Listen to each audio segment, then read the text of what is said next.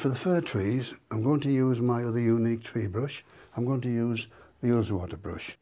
And I want a nice soft green, so I'll use some yellow light Hansa with a bit of Hooker's green and a bit of white. And I'm going to just come down here, look, and I'm just going to touch there, just to put some lighter coloured foliage on there. I use these brushes for painting with acrylics, watercolours, oils. I even blend my pastels with them.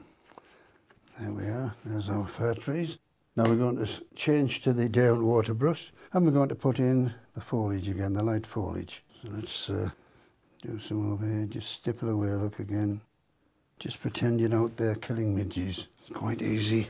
All we're doing is stippling. So I'm putting on the background colour. Then we'll add some nice highlights to make it stand out. Bit of yellow light Hansa, bit of orange azone, a bit more white. That'll give me a nice soft orange. Again, we can put the highlights in at the end. A couple more bits over here. What we'll have to do eventually is to add the depth to the trees, because trees are dark on the inside, light on the outside. Right, that's that finished. We need to put in the land area now. So we'll do that using a 3/4 brush, and we'll use a bit of raw sienna.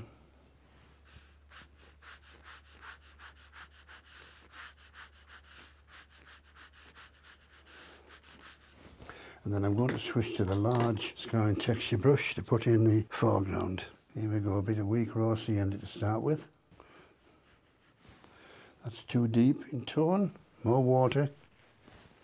Take off the surplus.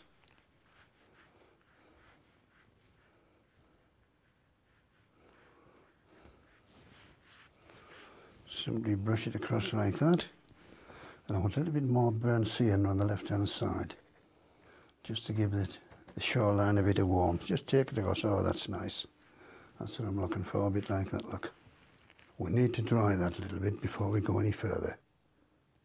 I'm going to use the Wonder Knife now to scratch in some rock profiles. Obviously you've got to do this while the paint is still wet. We'll have a big group down there. All you've got to tell yourself is you're buttering your toast that you do every morning. Don't forget, it's not brain surgery. We'll just put a few little bits in like that, look. Now we'll add some definition. We'll go to the 3/4 flat. I'm using a bit of raw sienna and burnt sienna to start with. And I'm just going to go over that again while I've got the shapes. We're going to put in one down here on top of this bit that goes out into the lake or the loch. I'll have another bit here, look. Water always goes in last. 3/4 flat is ideal for this. You just turn your wrist like that to paint in your shapes. Now I want a bit of Payne's grey and a bit of red to get a rich purple colour. And again we'll paint that in. When you're putting your rocks in, don't make them all the same shape. Don't make them the same distance apart. Bad design. A few little bits over here. Right, now back to the Wonder Knife. And we'll just add some highlights on there, look. Just push the paint around again, just to create the shape of rocks. Just tell yourself you're buttering your toast in the morning. That's all you're doing. This knife is changing my life.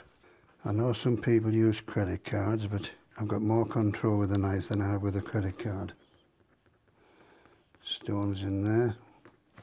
Just a little bit of raw sienna, and I'm using the corner of the brush and I'm just doing a dabba-dabba-do, look, just to get a few little bits of stones here and there. I'm not trying to copy exactly what's in the book. 6 artists will paint the same painting and they'll all be different. No, we need to put a bit of shadow under those rocks, so I'm going to use a rigger, bit of Payne's grey, bit of burnt sienna, sorry, that's raw sienna I've got into, and then we're going to just put a darker bits on here, bit of wiggle under there, look, have a good wiggle. Nothing nice and sitting by the side of a lake or loch when I go up to Scotland, painting away, nobody about, lovely and peaceful. You've got to watch out for the sharks though. There we are. Right, I can see a little fir tree over there I need to put in, so again, we'll have a little top like that. Just use the shape of the brush for the top.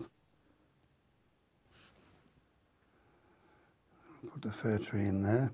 See, there's another rock I've missed out, so we'll put that in. Raw sienna, burnt sienna. Bit of Payne's grey, bit of red to get the darker tone. There we are. And with the knife again, just put that in. I need to put some highlights on the fir tree using the angle brush. The angle brush is used where I want a bit of control. There we are. Right, now the next thing I need to do, there's a bush I've missed out there, and I need to get some highlights in these trees. So we're back to the Derwent Water Unique brush, and we'll put a few highlights on now. Bit of white, bit of orange azo, cadmium orange azo. Right, let's have a look here. Let's have some, that's it, look. Let's get a few highlights in here. I love autumn colours, beautiful. And there's a dark tree I missed out at the front here. So we'll put the dark background in again. There's a dark tree in here. Bit of orange, bit of white. There we are. It's time to put the water in now.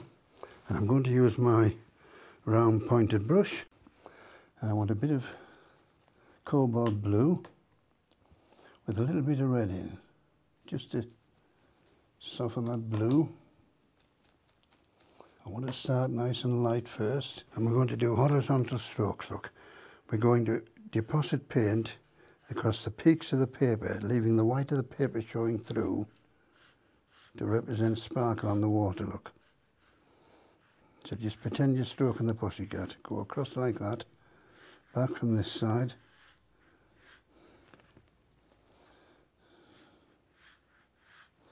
Bit more blue in the mix.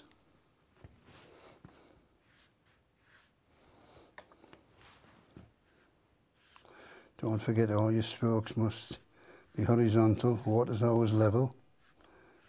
It's only up in Scotland where they tip the whiskey in that it might be at an angle.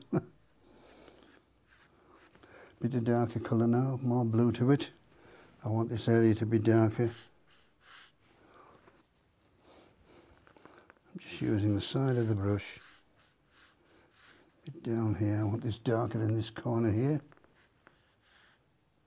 I need more water in my brush. Now I don't know why, but I know from experience I've got to join two sides of the water up. So I'm going to go like that and a bit across there. Now I've overdone it here, look. So I'll show you what I'm going to do. That blue's a bit bright, so I'm just going to play the violin and take that out. Now I want a bit of a wedge now. And I'll go through here, look, and take a bit of paint out to get a wind line. And there we are. What we're going to do next, we're going to put a little boat in. So let's paint the boat in. Now you've got to be careful here, it's got to be to scale. Can't paint it too large. So we're going to put in a little boat, and it's coming in, of the boat coming in. I'm using a bit of raw sienna, look. A little bit of Payne's grey added to the mix at the back. Level the bottom off. A few dot dashes where they show which direction the boat's coming in. Pick out the front a bit.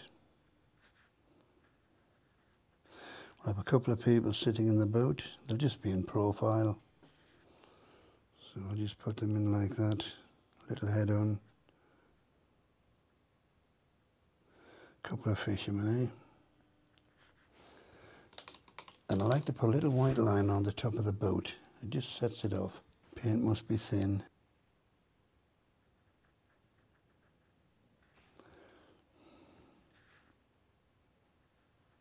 Now, what I need to do is to go around the painting and put in the dark. Trees have depth in, I need to do that.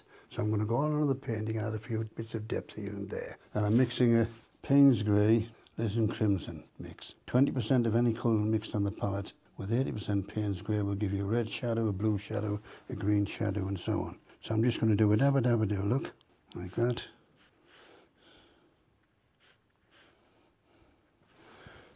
Rinse the brush and just scumble and blend that in. It just gives depth to your trees. It's these little details. People say don't fiddle. To me it's the fiddling that counts, you see. I'm going to do the same in the foreground. I'm going to have a wiggle here, look, just something like that. Spread that around, bit of wiggle down here. A few highlights with a bit of raw sienna here and there. A little bit of shadow in the mountain, just a little bit under here, look, just to give it a bit of a three-dimensional look. Rinse the brush, we'll just spread that in, look. It's these little details that make all the difference. Painting like this would normally take me a couple of hours. So here we go. I'm going to add a few more highlights to those trees. I want those trees to sparkle. This is why I normally look at a painting over a couple of weeks and I go back and make some changes.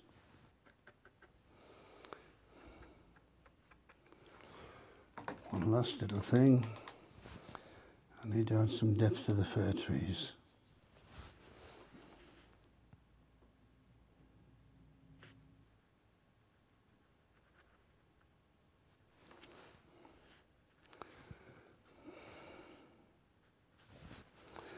A bit more depth in these rocks. So there you are, our quick sketch. Don't forget, we start with the sky first. We put in the mountains, remove the masking fluid, and then we used a bit of tape just to keep the edge of the waterline level. We used a mask to put in the trees here, and then we painted in the trees.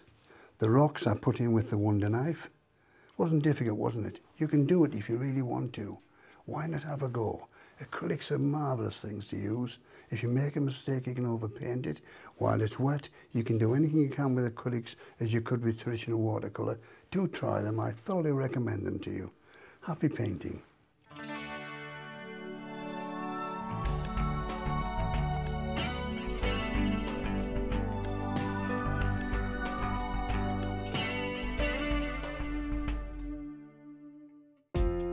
Now available to buy. Try these techniques at home whenever you wish. The DVD of today's workshop and the book that accompanies this series are now available to order from the Painting and Drawing channel. For further information and to order your copy, go to www.paintingdrawingchannel.com.